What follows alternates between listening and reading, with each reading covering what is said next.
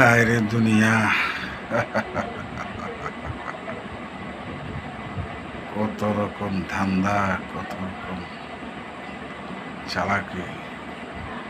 সবাই ভালো থাকতেছে, কেউ কাউকে ঠকিয়ে অথবা কারো মাথায় বাড়ি দিয়ে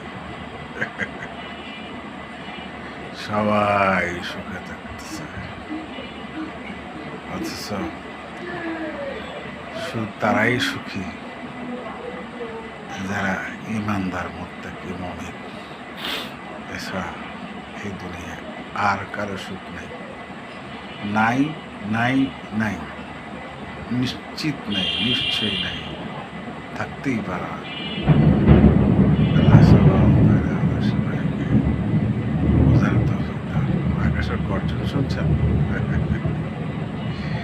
এটা এক বিশাল অর্জন আল্লাহ সুবহানাহু ওয়া তাআলার পক্ষ থেকে দুনিয়ার মানুষের জন্য সতর্কতা স্বরূপ। আল্লাহ আমাদের সবাইকে বোঝার তৌফিক দান করুন। আমিন।